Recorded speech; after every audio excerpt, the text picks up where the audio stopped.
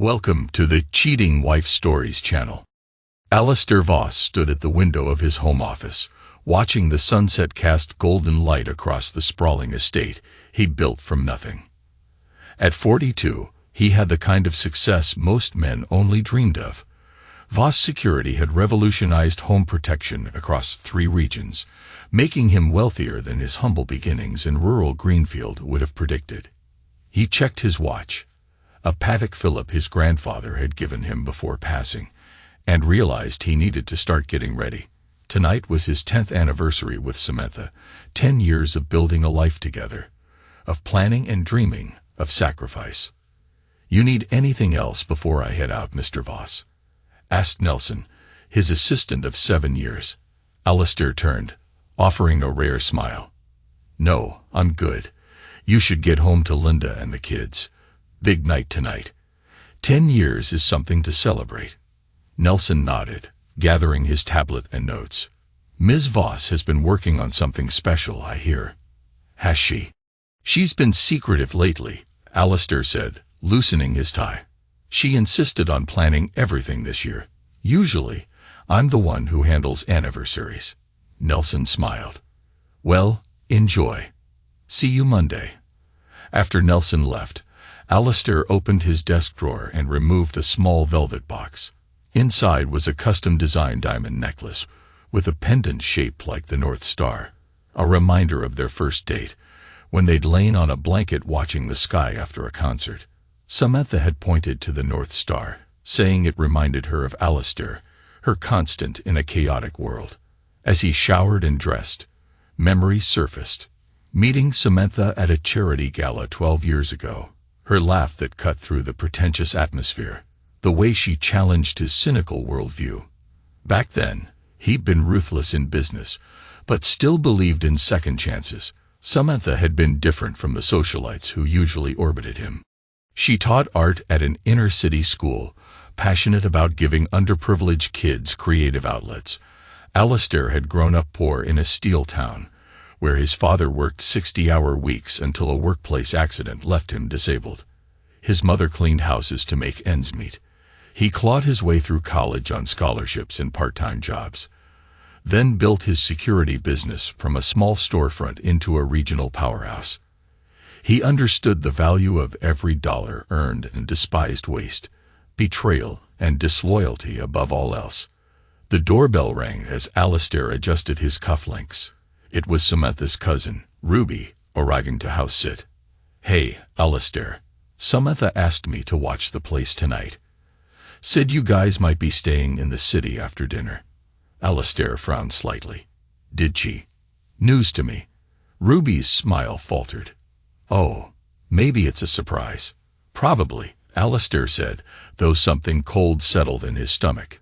"She already left," Ruby continued. "Said she needed to check on some details at the restaurant." "That sounds like her.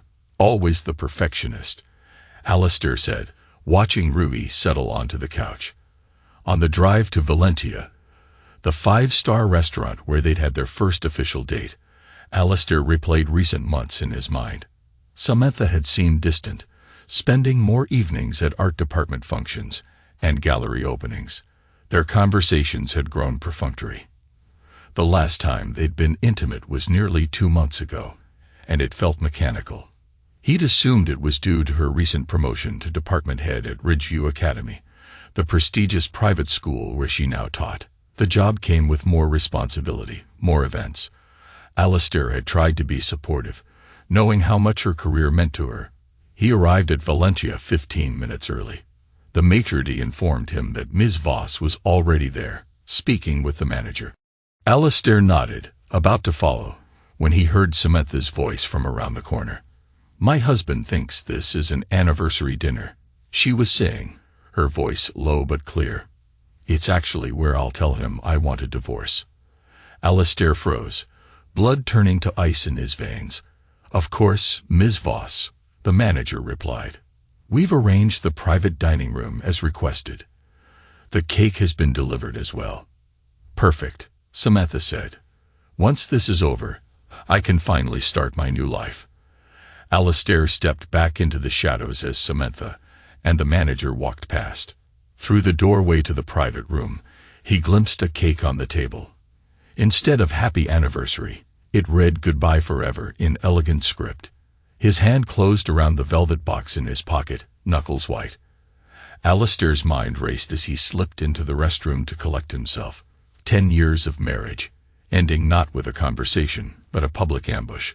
He splashed cold water on his face, staring at his reflection.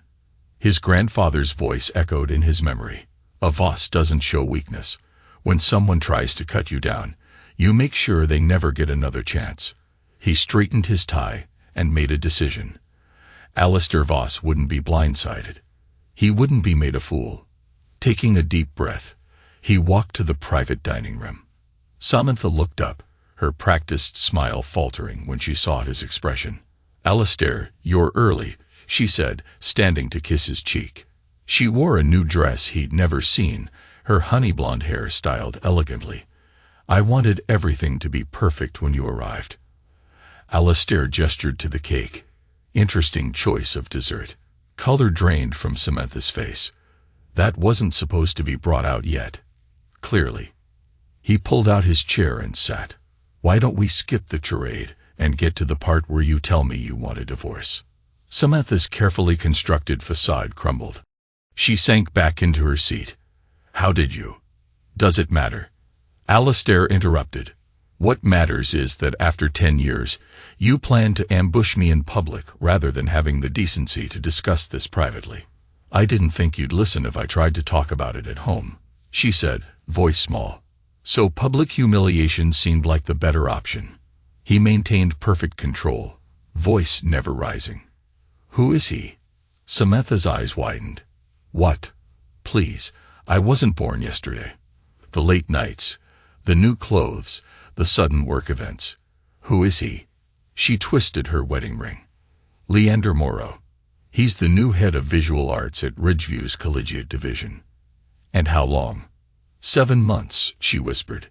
7 months, Alistair repeated. Nearly a third of a year living a lie, sleeping beside him while planning her escape. He felt something fundamental shift inside him.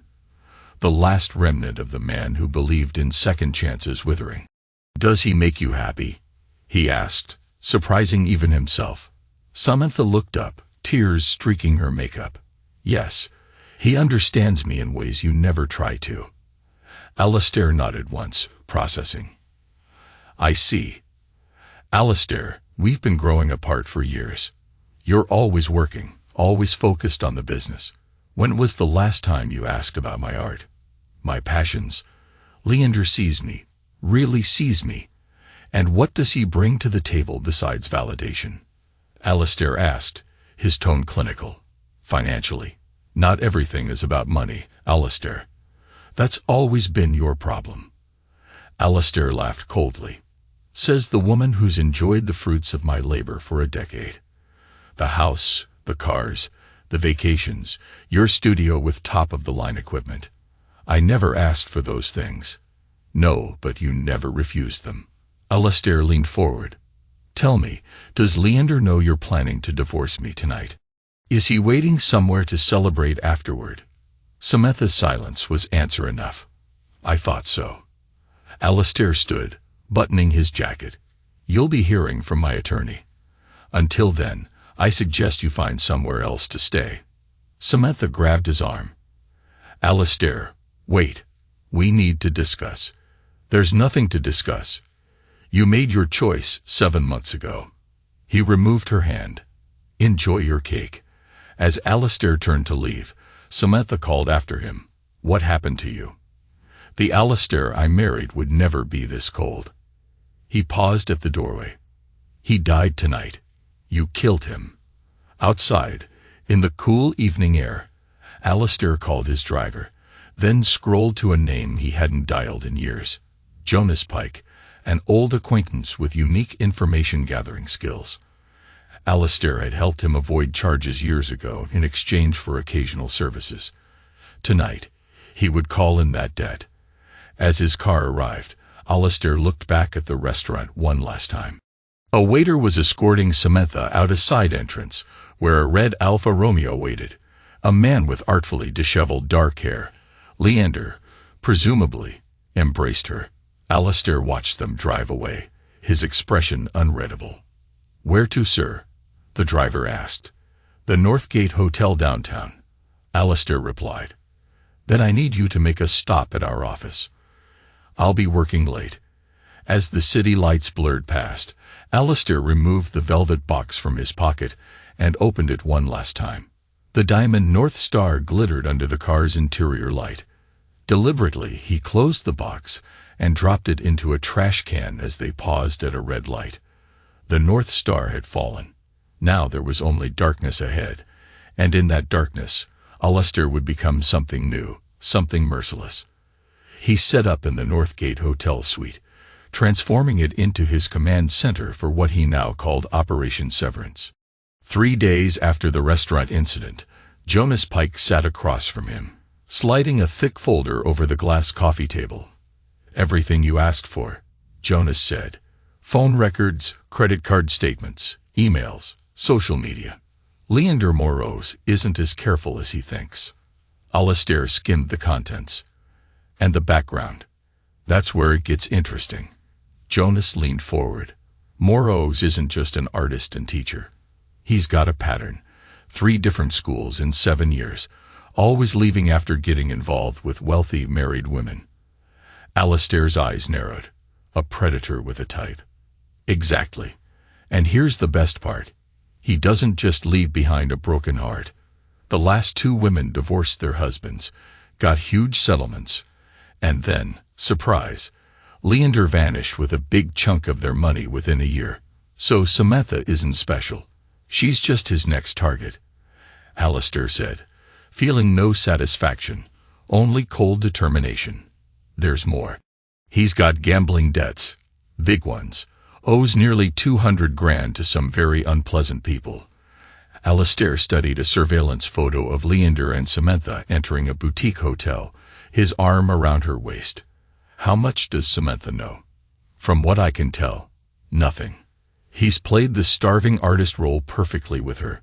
Claims he stays in a small apartment because he values experiences over possessions. In reality, he can't afford better because of his debts." Alistair turned to the window, overlooking the city. "What about her family and friends?" "Parents still in Midford, a sister in Lakeshire, and the cousin you mentioned, Ruby, who was house-sitting. She's been distancing herself from your mutual social circle for months. Typical affair behavior." "And legally?" "It's a gray area," Jonas admitted.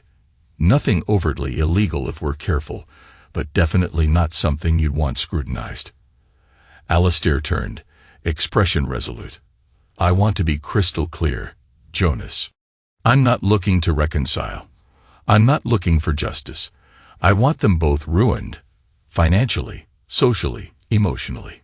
Jonas studied him. "That's extreme, even for you, Alistair." "Is it?" Alistair asked quietly. "She planned to humiliate me on our 10th anniversary. Now I find out she's fallen for a con man who would bleed her dry after taking whatever he could from our settlement. They deserve each other, and they deserve what's coming." Jonas sighed. The Alistair I knew had lines he wouldn't cross. "The Alistair you knew died at Valentia 3 nights ago." Alistair opened his laptop. "I need 3 things.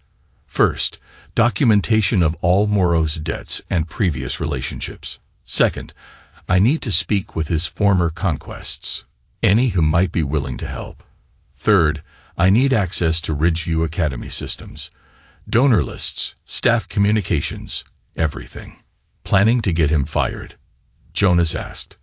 "That's just the appetizer," Alistair said with a smile that never reached his eyes. "I'm planning a 3-course meal. Over the next week, Alistair barely slept. His company ran on autopilot while he orchestrated revenge. He called in favors, liquidated investments, and assembled a team of specialists, all operating with the precision that had made Voss Security an industry leader. Meanwhile, Samantha moved in with Leander, trading a 6,000-square-foot home for a 900-square-foot apartment. Alistair's attorney froze their joint accounts, leaving Samantha with only her teacher's salary. According to Jonas's surveillance, the honeymoon phase was already showing cracks. On day 9, Alistair received a call from Teresa Bowden, Leander's previous conquest from Stoneport. After verifying her identity, Alistair explained part of his situation. "So you're husband number 3, Teresa said, bitterness clear in her voice. "He's nothing if not consistent. I'd like to meet. What I'm planning could benefit us both. I lost everything because of him," Teresa replied. "My marriage, my reputation, most of my money. What could you possibly offer me?" "The one thing you haven't had yet," Alistair said. "Revenge." There was a pause. "I'm listening." "I'll send a private jet. Be ready tomorrow." As he ended the call, his phone lit up with Samantha's number. Her 5th attempt since that night. This time, instead of ignoring it, he answered. "Alistair, finally, we need to talk about what you've done. The divorce, the division of assets, or the fact my new partner is supposedly a serial con artist." He heard her swallow hard. "That's not true, isn't it?" Alistair said calmly. "Ask him about Teresa Bowden in Stoneport or Adriana Kelly in Old Ridge. Both divorced their husbands for him. Both were left financially ruined within a year. You're just trying to hurt me." "No, Samantha, I'm trying to warn you. But you won't listen because you never do. So instead, I'll simply say this: you made your choice, and now you'll live with the consequences." He ended the call. Nelson appeared in the doorway of the suite. "Sir, the board is asking questions. They need you at tomorrow's quarterly meeting." "I'll be there," Alistair said. "And Nelson, clear my schedule for the following week. We're about to launch a new project. What should I tell them it's called?" Alistair looked at the surveillance photos spread across the table. Samantha and Leander, blissfully unaware of the storm. "Call it Project Severance." 2 weeks after the anniversary debacle, Alistair sat at the head of an elegant conference table in his downtown office. Around him were key players: Jonas Pike for intelligence, Teresa Bowden representing Leander's past victims, Declan Ames, his ruthless attorney, managing legal strategy, and newly recruited Viola Crane, Ridgeview Academy's assistant financial director, passed over for promotion in favor of one of Leander's friends. "Let's review," Alistair said, adjusting his cufflinks. "Leander Moreau has over $200,000 in gambling debts. He's pulled this con at least twice before. Teresa. He researches targets, discovers their emotional vulnerabilities, then positions himself as the perfect solution." Teresa said coldly. "He told me he was secretly wealthy, but chose teaching to give back. In reality, he needed my divorce settlement to pay off debts. Once he drained my accounts, he disappeared overnight." Alistair turned to Viola. "And at Ridgeview, his personnel file shows he lied about his exhibition history," Viola said, pushing up her glasses. 3 galleries he claimed had his work don't exist. He was hired mostly because of Headmaster Walton's friendship with him. They were college roommates. "Perfect," Alistair said. "Jonas, how about the other leads?" Jonas cleared his throat. "We located Adriana Kelly, his Chicago target. She's remarried and reluctant, but she agreed to provide documentation of his manipulation. Also, we've arranged to purchase Leander's gambling debts. Once the paperwork clears," Declan said, tapping his tablet, "we'll effectively own his debt and can call it due at any time." "Excellent," Alistair said. "Now phase 2. Viola, what have you found about Ridgeview's finances?" Viola handed over a folder. "The art department under Morogues has irregular accounting. Supply orders and delivered items don't match. My guess is he's skimming, having the school pay for materials that never arrive." "Good. Document everything, but take no action yet." Alistair looked at Teresa.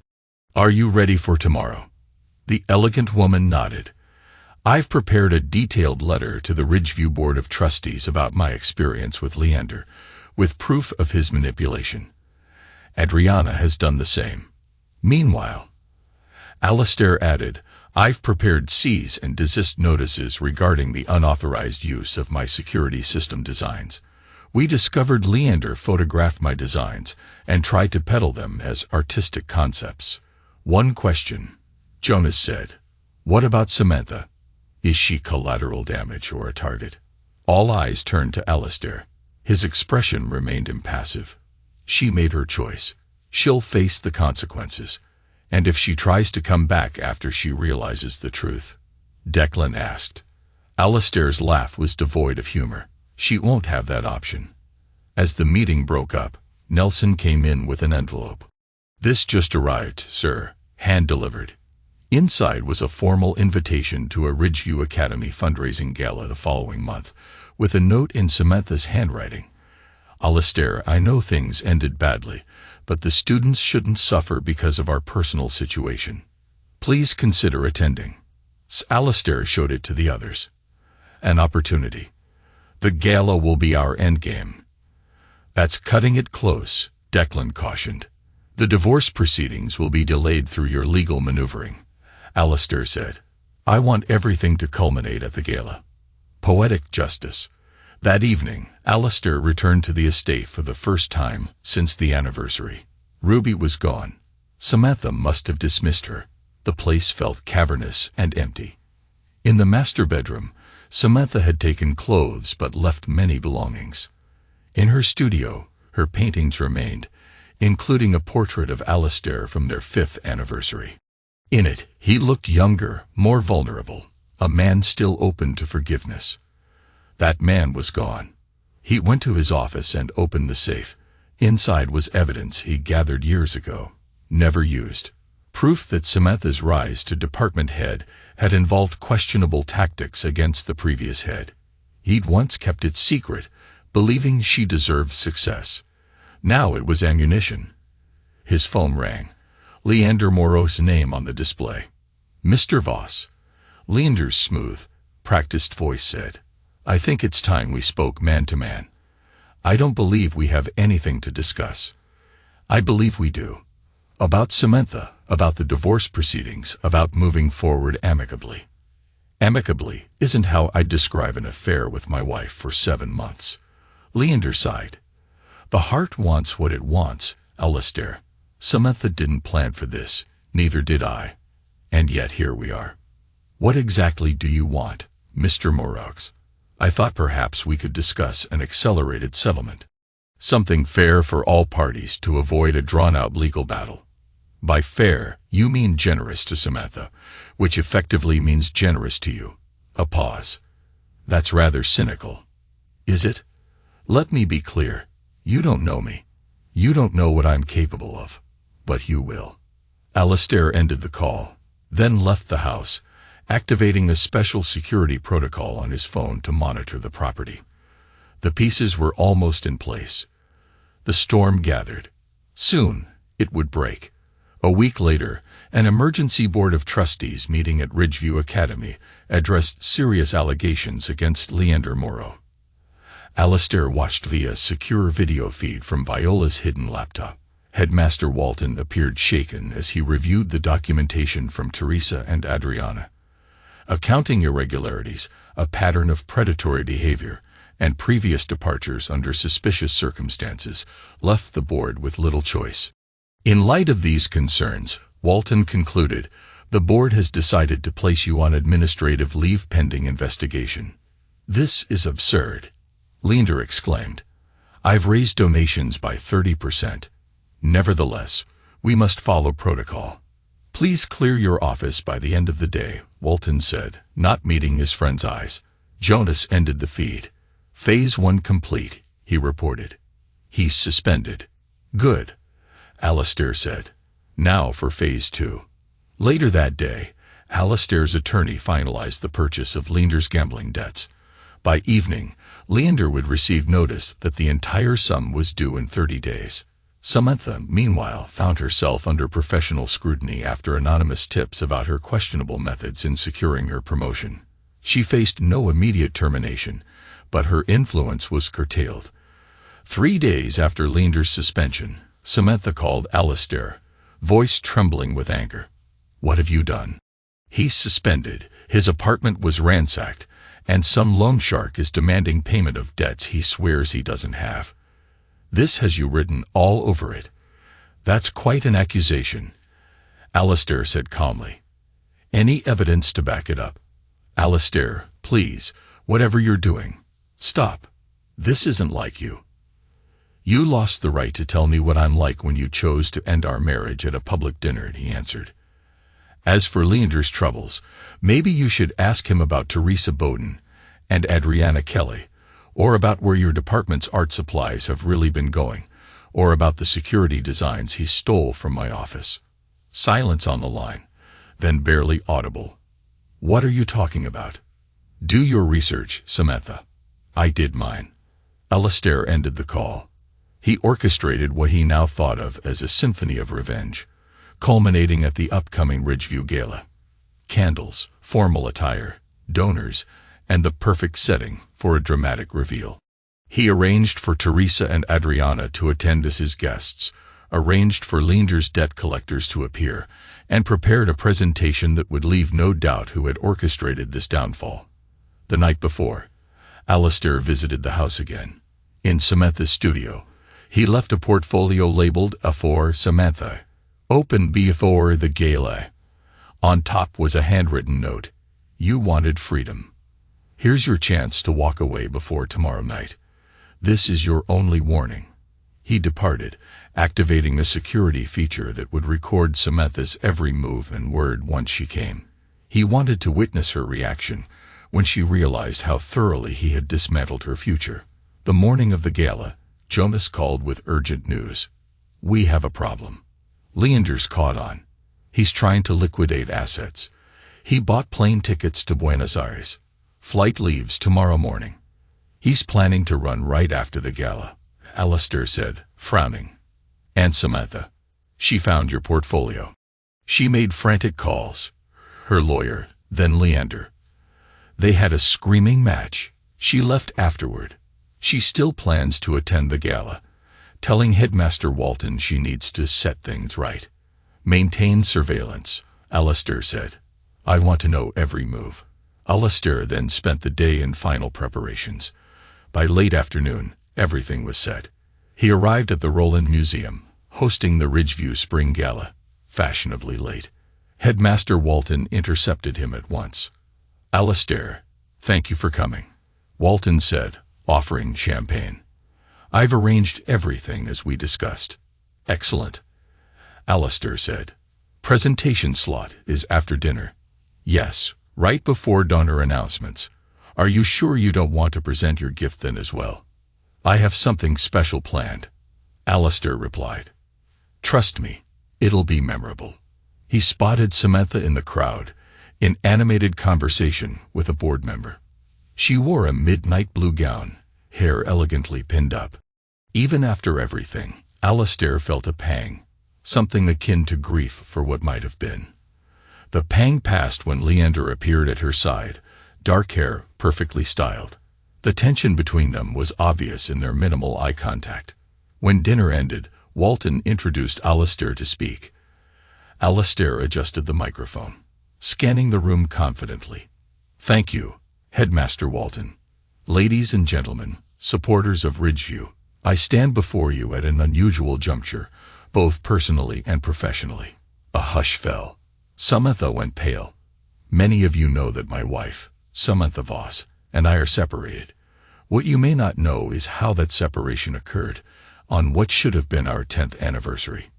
Murmurs rippled. Normally, I keep such matters private. However, when personal betrayal intersects with professional misconduct, silence is complicity. Alistair signaled, and the lights dimmed. A screen descended behind him. What I'm about to show you involves not just my marriage, but the integrity of Ridgeview Academy itself. Financial documents appeared, highlighting embezzlement in the art department, naming Leander Moreaux as the culprit, and implicating Samantha as complicit. Gasps filled the room. At her table, Samantha half rose from her chair, horrified. There was no sign of Leander. Alistair continued, revealing further details about Leander's past at other schools. The affairs, financial manipulations, sudden departures. Teresa and Adriana stood in the crowd, faces solemn. Then Alistair presented proof that Leander had stolen proprietary security concepts from Alistair's files. "I present these facts," Alistair concluded, "not out of vindictiveness, but because the students and faculty of Ridgeview deserve better than leaders who see this institution as a hunting ground. I trust the board will take appropriate action." At that moment, a commotion erupted at the back.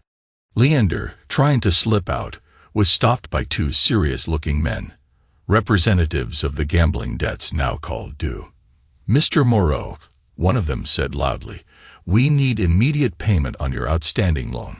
$200,000. The room buzzed with shock. Some board members rushed off to confer.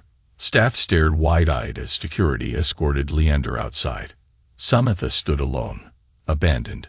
Alistair descended from the stage, offering polite nods as stunned onlookers parted for him. Samantha grabbed his arm. "How could you?" she whispered through tears. "Everything we had was a lie. You ended it with a cake that read, 'Goodbye forever,'" Alistair said. "Consider this my response. I made a mistake, you say. Too late. I see it now," she begged, tears streaming. "We could still—" "No, Samantha. We couldn't." He removed her hand gently. "You chose your path.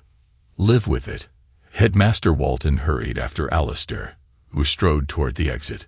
"I don't know what to say. This is unprecedented.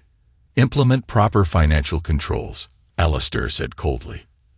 "As for my promised donation, I've decided to redirect it to student scholarships. My attorney will send the details." Outside in the cool air, Jonas joined him. "Quite a performance." "What now?" Alistair asked. "Moreau won't make his flight. His creditors will make sure of that."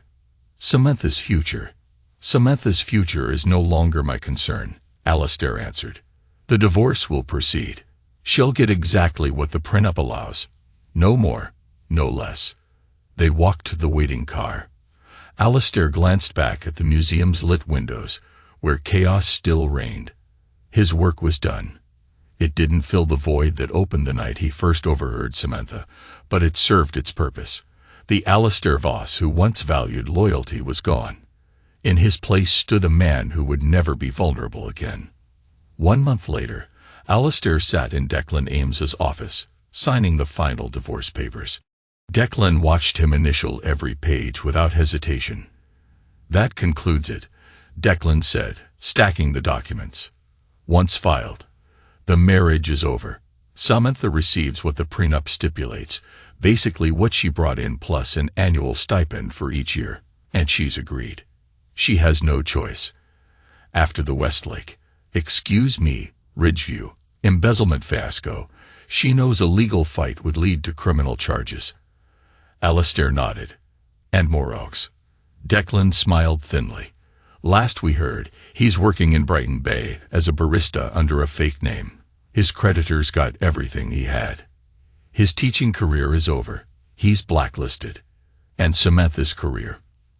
Alistair asked. "She resigned the day after the gala. No criminal charges, but she can't get hired at any reputable institution. Word spreads fast. Last I heard, she's teaching children's classes at a community center in Fernhaven." Alistair absorbed it all without expression. "Good. That closes this chapter." He left the firm, checking his phone to see missed calls from Nelson. When he returned them, Nelson explained a crisis at the Haverford project. Contractors threatening to walk unless the budget was raised. Alistair gave curt, unforgiving instructions. If they walk, they'd never work in the region again. Then he instructed Nelson to have a backup team ready within 24 hours. This new Alistair Voss, colder, more relentless, had blowed into his business. Voss security still grew, but employees now feared him rather than admired him. Former loyalty had given way to dread. Alistair didn't care. Results were all that mattered. That evening, he returned to the estate, redesigned top to bottom to remove Samantha's influence. The once warm interior was now sleek and impersonal, like a high-end hotel. As he poured a scotch, his phone rang with a number he didn't recognize. "Alistair Voss," he answered. "Mr. Voss, this is Dr. Eleanor Gray from Waterview Medical Center. I'm calling about Ruby Foster. You're listed as her emergency contact." "I'm not family," he said, confused. "She's Samantha's cousin. She specifically requested we not contact Samantha," Dr. Gray explained. "She insisted we call you. She had a severe allergic reaction. She's stable but sedated." Alistair went to the hospital, finding Ruby pale and hooked to IVs. Her eyes fluttered open. "Alistair, you came. You put me down as your contact," he said, remaining at the foot of the bed. "Why?" Ruby shifted, voice trembling. "Because I need to tell you something. I was afraid before. After what happened to Samantha, I can't stay silent. That night, your anniversary, Samantha asked me to house sit, said you might stay in the city. But that was never true. She'd already packed a suitcase. She planned to leave you no matter what." Alistair felt an odd twist inside.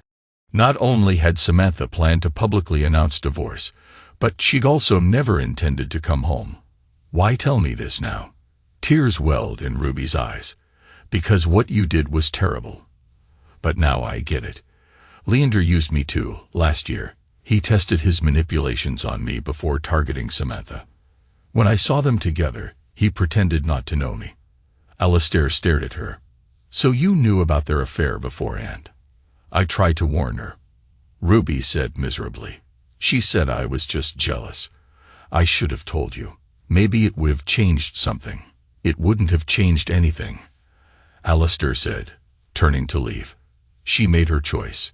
As he left, Alistair learned more shocking news from Jonas Pike on the phone. Leander Morose had been found dead in Brighton Bay, a suspected suicide. Even in death, Leander managed to betray Samantha one last time, leaving a note implicating her in more fraud than actually existed. The final domino had fallen. Alistair said nothing. Jonas tried to console him, but Alistair hung up. Driving home alone through rain-slick streets, he realized his revenge was complete, beyond even his original intent. He should have felt triumph. Instead, there was only silence. 3 months later, Voss Security was unstoppable, celebrated in business magazines for professional excellence, forged in personal tragedy. But the cost was high. Alistair worked 18-hour days. Employees feared him. He had no personal life. One autumn morning, he was reviewing acquisition proposals when Nelson came in. "Sir, there's a Ms. Adriana Kelly here. She says it's urgent." Alistair frowned. Adriana had already been compensated for her help exposing Leander. "Send her in." Adriana entered, looking troubled. She placed a USB drive on his desk. "I got this in the mail. No return address. The note said to give it to you personally." Alistair's brow furrowed. "Why not send it to my attorney?" "I looked at what's on it first," she said. "It's about Samantha. She didn't do what you think she did. The embezzlement at Ridgeview. Leander framed her more thoroughly than we realized. He forged her credentials to cover up his theft." Alistair stiffened. "Why bring this to me?" "Because this destroyed more than Leander. It destroyed a woman who was partly a victim. I'm delivering this. Do what you want." Adriana left. Alistair washed the door close, then plugged in the USB. The files were video confessions from Leander, recorded before his suicide, admitting he'd manipulated records to frame Samantha if things went wrong. Samantha had never authorized the school's financial irregularities. When the last video ended, Alistair sat staring at the screen. The perfect revenge he'd orchestrated had been built on flawed evidence. Samantha was guilty of betrayal in their marriage, but she hadn't been the embezzler he'd made her out to be. Instead of regret, Alistair felt an empty dissatisfaction. He prided himself on thoroughness, yet he'd never verified the authenticity of that incriminating data. He sent the material to Declan for verification, then canceled his remaining meetings.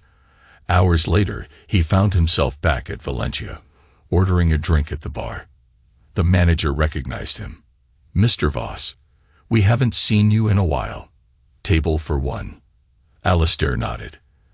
As he sipped a scotch, memories returned of that night, the overheard conversation, the humiliating cake, the moment he'd become this new version of himself. Before leaving, he asked the manager, "You worked here that night of my anniversary." "That cake, who ordered it?" The manager looked uncomfortable. "It was delivered earlier that day with instructions. We assumed Ms. Voss arranged it, but she seemed just as shocked when it was brought out." Alistair felt a dark unease. He drove endlessly, turning over fresh questions in his mind. Finally, he called Jonas. "I need you to investigate the cake from Valencia that night. Who paid for it? Who instructed the bakery?"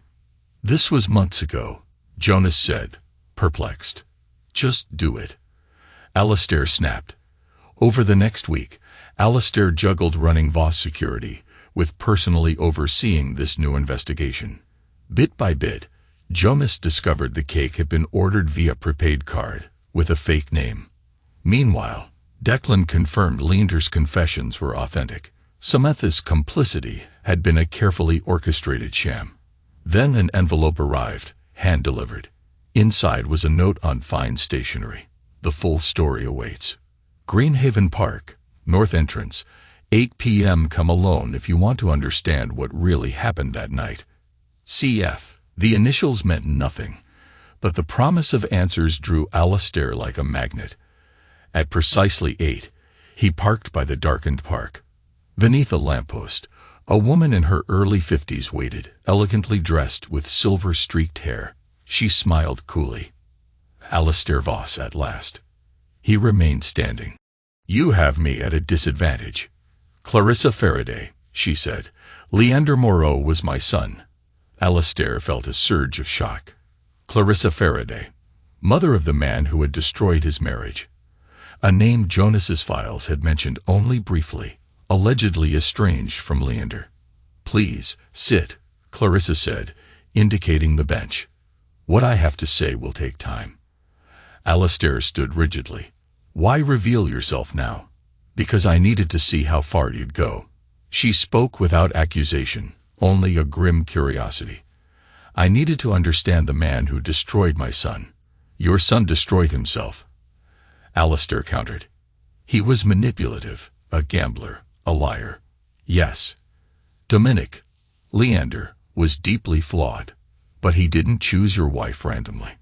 "Nothing about what happened was random, Mr. Voss." Alistair finally sat, albeit at a distance. "Explain." Clarissa opened a leather portfolio, removing an old photo of Alistair standing beside a man he recognized. "My late husband, Gregory Faraday," she said. "You knew him as Greg Franklin at Tristar Securities, your first employer. You testified against him when you discovered he was stealing from the company." Memories of his early career flooded Alistair's mind. Greg had been a mentor who championed his ideas, until Alistair discovered the embezzlement. Alistair had reported him. Greg was convicted and died in prison. Gregory took the money because Tristar withdrew the profit-sharing arrangement he'd been promised on the security system he helped you develop, Clarissa said bitterly. He felt betrayed. Did that justify his theft? No. But after he went to prison and died, my son and daughter lost everything. This was revenge then, Alistair said tightly. Your son targeted my wife. With your help. Not at first, Clarissa admitted. Leander didn't know your connection to us until he mentioned Samantha's last name. But I recognized yours immediately. I followed your career, watched you prosper while we were shattered. Once I realized who you were, yes, I encouraged Leander. I suggested the anniversary divorce announcement. The goodbye forever cake was my personal touch. Poetic, don't you think? Alistair's stomach turned. You manipulated events to destroy me. Yes, but I never expected you'd retaliate so completely, Clarissa said. You didn't just divorce Samantha, you crushed them, and now my son is gone. He left me a suicide note apologizing for failing to finish what we started. But I wanted you to know the truth. Your perfect life was unraveled by design, not happenstance. Alistair spoke icily. You've just confessed to orchestrating fraud and encouraging your son's destructive behavior. You realize I can use this against you. She smiled thinly. Prove it. Your devices won't have recorded this conversation. I swept the area. Any legal action would require admitting how badly you were duped. Your empire's image would suffer. Besides, what's the point? Dominic is dead. Your marriage is over. Damage done. She rose, gathering her belongings. Samantha was collateral damage in a family war she never knew existed. She's guilty of betraying you, yes, but not of that embezzlement. You allowed false evidence to justify your vengeance. Now you get to live with that. With that, Clarissa Faraday disappeared into the night. Alistair remained on the bench, grappling with the scale of manipulation across decades and generations. Yet he felt only a cold clarity. His revenge had been triggered by partial truths, but it was complete. He'd survived, grown richer, even if it cost him the final shred of his former self. Weeks later, Jonas confirmed Clarissa's story in every detail. Gregory Faraday had once been Alistair's mentor, cheated out of profit-sharing, convicted for stealing. Dominic/Leander changed his surname, eventually crossing paths with Samantha. Their relationship had been real enough, but Clarissa had stoked it into a weapon to crush Alistair. 6 months after meeting Clarissa, Alistair sat in his new penthouse office, with floor-to-ceiling windows overlooking the city. Voss Security had just closed its best quarter ever. The business press dubbed him the Machine for both the company's precision and his own emotionless leadership. Nelson entered with the day's schedule. Sir, the board meeting is in 10. The reporter asked again for an interview about your personal journey since the divorce. Decline it. Alistair said curtly. Yes, sir. The legal team finalized the Meridian construction takeover. Their CEO requests a personal meeting to discuss key staff. Unnecessary. We'll keep the employees who meet our standards. The rest will be severed. Nelson hesitated at the word. Severed, so typical of Alistair now, then left. Moments later, he returned with an envelope. This was delivered this morning, sir. The handwriting looks like Ms. Voss's. Alistair stared at the envelope for a long moment. Samantha's handwriting had once been scattered around his life in sweet notes. Finally, he told Nelson to leave it. An hour passed before Alistair opened the envelope. Inside was a single sheet of paper. Alistair, I've learned the truth about Leander, about Clarissa, about the setup that destroyed us both. I don't expect forgiveness. I betrayed our marriage, regardless of whatever larger plan was at play. But I wanted you to know I found a kind of peace starting over. I hope someday you find the same. Goodbye, truly this time. Postscript. I'm back to teaching art to underprivileged kids, the work that brought us together originally. Some patterns are worth repeating. Alistair read it twice, then tore the letter into precise squares and dropped them into the shredder. He would offer no response, no acknowledgement. Samantha Voss, now Foster, legally was severed from him, as surely as if she'd never existed. That evening, driving his luxury sedan through the city, Alistair passed a small art gallery hosting a bright, cheerful opening. Through the windows, he glimpsed an entirely different world. People laughing, celebrating creativity and connection. For a flicker of a moment, something inside him stirred.